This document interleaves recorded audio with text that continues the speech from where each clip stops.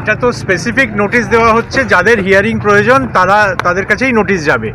যদি নোটিশ না যায় তাহলে হিয়ারিং প্রয়োজন নেই, এটার মধ্যে কোনো কনফিউশনের ব্যাপার নেই। নির্বাচন কমিশনের প্রশিক্ষণ মুর্শিদাবাদ, মালদা, জলপাইগুড়ি, দক্ষিণ দিনাজপুর, উত্তর দিনাজপুর, বাঁকুড়া, বীরভূম, নদিয়া, হাওড়া, হুগলি, উত্তর 24 পরগনা, দক্ষিণ 24 পরগনা, দক্ষিণ কলকাতা, উত্তর কলকাতা, পূর্ব বর্ধমান, পশ্চিম বর্ধমানের দায়িত্বে থাকা মাইক্রো অবজারভারদের প্রশিক্ষণ হবে নজরুল মঞ্চে। এই দুটি পর্বে হবে প্রশিক্ষণ। প্রথম পর্ব সকাল 10:30 থেকে বেলা 12:30। দ্বিতীয় পর্ব বেলা 2:30 থেকে বিকেল 4:30 পর্যন্ত হবে প্রশিক্ষণ। মাইক্রো অবজারভারদের প্রশিক্ষণ প্রায় 3500 মাইক্রো অবজারভার অ্যাক্টিভ রাখবে কমিশন। রিজার্ভ থাকছে আরও 1000। সব মিলিয়ে 4500 জন মাইক্রো অবজারভার। মেট্রো রেল, দক্ষিণ পূর্ব রেল, জীবন বীমা নিগম, কোল ইন্ডিয়া, ডিভিসি, শুল্ক দপ্তর সহ কেন্দ্রীয় সরকারি দপ্তর থেকে নেওয়া হচ্ছে অফিসারদের। ভোটার তালিকা ত্রুটি মুক্ত রাখতে প্রতিটি ধাপে নজরদারি চালাবেন অবজারভার। বিএলওদের ডিজিটাইজ করা এনুমারেশন ফর্মের যাবতীয় নথি যাচাই করবেন।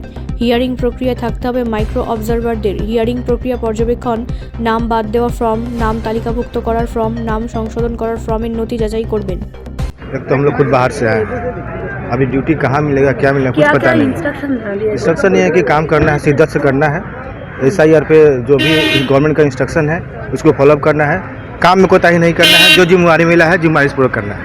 ड्यूटी के साथ एक साथ ड्यूटी के साथ कंटिन्यू ड्यूटी है। 14 फरवरी तक कंप्लीट कर लेना है। कोई असुविधा नहीं। असुविधा तो पर्सनल रहता ही है, सारे देश के लिए काम करना है तो करना पड़ेगा। आपका नाम? मनीष कुमार, पटना बिहार। যে এখানে আপনার যাদের যাদের মনে করুন নাম ভোটার লিস্টে নেই, তার মধ্যে আমরা অ্যাজ এ মাইক্রো অবজারভার হিসাবে আমাদের দেখতে হবে কি কীভাবে কাদেরকে শর্ট আউট করা যায়। আর ARO আছে, তার মধ্যে DPRO আছে, সব ইলেকশন কমিশন আছেন, ওগুলো আমরা দেখে নিয়ে যেদিন হিয়ারিং ডেট হবে আমরা যাব, আমরা ওই নথিপত্রগুলো দেখবো, দেখার পরেই সব কিছু জাজমেন্ট। আচ্ছা, 32 লক্ষ ভোটারকে এই মুহূর্তে নোটিশ পাঠানো হয়েছে, তার মধ্যে 20 লক্ষ এই মুহূর্তে ইস্যু হয়েছে। তাই এত বড় একটা কাজ, নমিনাল ব্যাপার নয়, তাই এত বড় একটা কাজ আপনাদের ডিউটি সামলাতে এটা করতে হবে। দেখুন, আমরা অ্যাজ এ ব্যাংকার, বুঝতে পারছেন, আমরা কালকে বলুন কালকে সন্ধ্যাবেলা আমরা লেটার পেয়েছি, আজকে এখানে এসেছি।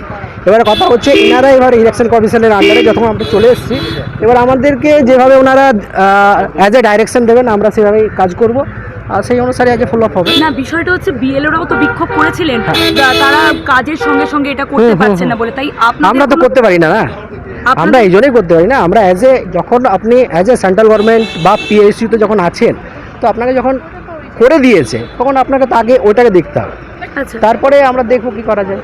আমরা নিজের কাজটা তো করতেই হবে আমাদের।